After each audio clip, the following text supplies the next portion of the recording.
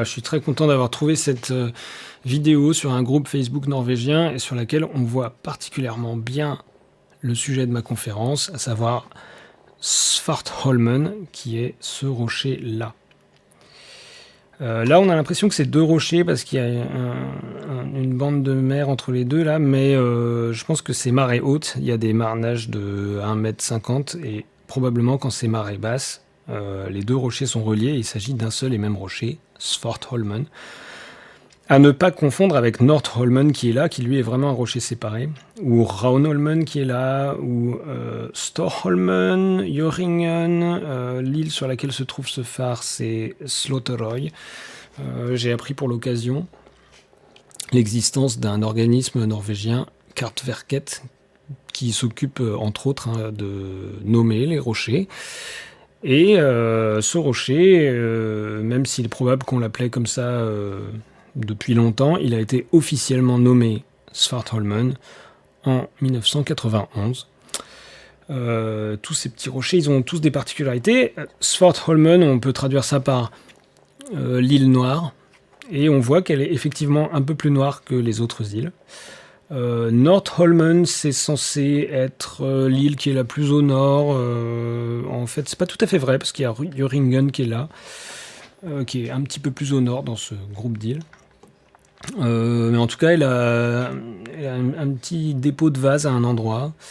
Raunholmen, elle a des stries qu'on appelle des anfractuosités.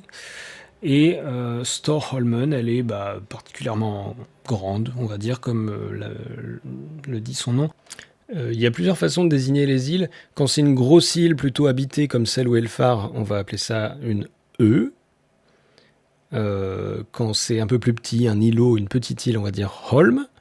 S'il y a plusieurs petites îles côte à côte et qu'une est plus grande que les autres, on peut dire Storholm, la grosse petite île. Et il y a encore des encore plus petites îles, des skjør, c'est genre un écueil. Mais là aussi, il existe aussi des storskjør, des grosses petites îles. Et il y a, la particularité aussi de ce Storholmen, c'est qu'il y a une petite baraque dessus. Alors je ne sais pas ce que c'est que cette petite baraque, on la voit sur la carte. Quand je dis grand, petit, c'est peut-être un peu abstrait, puis sur la vidéo on a du mal à se représenter les distances, les tailles. Alors je vais vous montrer une superposition de Svartholmen avec Notre-Dame de Paris, qui a approximativement la même taille sur la carte, mais pas en hauteur, je pense. Alors évidemment, comme on trouve beaucoup de petites îles, surtout dans cette région, il y a beaucoup d'homonymes et j'ai essayé de les recenser tous. Donc rien que dans le Hordaland, cette région de la Norvège, j'ai trouvé au moins 5 autres Svartholmen. J'ai trouvé aussi d'autres Storholmen et même une Storsvartholmen, un gros petit îlot noir. Mais si j'étends un petit peu ma recherche à la Suède, à la Finlande, on trouve d'autres Svartholmen. On trouve aussi des Mustasaari en Finlande. Le concept d'île noire est traduit dans pas mal de langues. Il y a des Kara-Ada en Turquie. Il y a il y a une île noire ici, en Bretagne. D'ailleurs, j'aimerais bien vous montrer la photo de ce qu'on voit quand on cherche ça sur Google. Voilà, c'est le phare de l'île Noire, il est là, à côté du château du Taureau et de la plage de Tahiti. Et quand on zoome un petit peu, on voit ça. C'est bizarre. Il y a aussi une autre île noire française, mais alors celle-là, elle est dans le Morbihan. Je crois que ça s'appelle comme ça. Le Morbihan. Attendez. Ici. Ouais, le golfe du Morbihan, c'est comme ça que ça s'appelle. Près des îles aux cochons. Voilà. Et il y a aussi beaucoup de Islandub ici. Je suis à peu près sûr que ça se prononce d'une façon très différente en gaélique, mais ce sont les îles noires écossaises. Alors aux États-Unis, j'ai trouvé pas mal de Black Isle ou Black Island, mais on peut dire que c'est assez fake. Par exemple, cette ville fantôme là du Missouri qui s'appelle Black Island, je pense pas qu'on puisse dire que c'est vraiment une île. En Amérique du Sud aussi, j'ai trouvé par exemple une Isla Negra au Chili.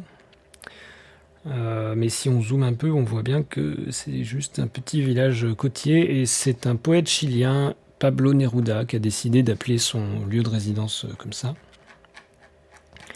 Et même en Écosse, on trouve par exemple la péninsule de Black Isle, qui apparemment paraît un peu noire quand on arrive en bateau de par là.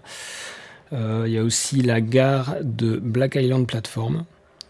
Et le ferry qui partait de Black Isle s'appelle le Island Dube, donc l'île noire. Voilà, vous aurez compris qu'aucune de ces choses n'est une île, même si elles en portent le nom. Voilà, bref, après avoir recensé pas mal d'îles noires, je les ai toutes placées sur une carte. Mais pas toutes, parce qu'il y en a certaines que j'ai pas pu placer sur la carte, comme par exemple l'île noire du célèbre album de Tintin, qui est certes située en Écosse, mais qui est fictive. Ou encore le studio de jeux vidéo Black Isle, dont je vous recommande chaudement les productions Fallout, Planescape, Baldur's Gate, etc. La brasserie Black Isle en Écosse.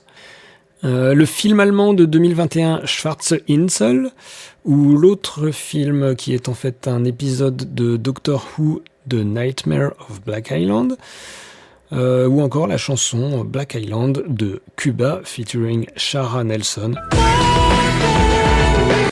Voilà, autant d'îles noires qui sont encore moins des îles.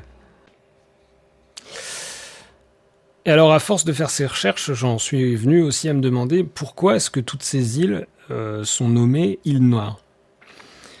Est-ce qu'elles sont déjà réellement plus noires que d'autres îles ?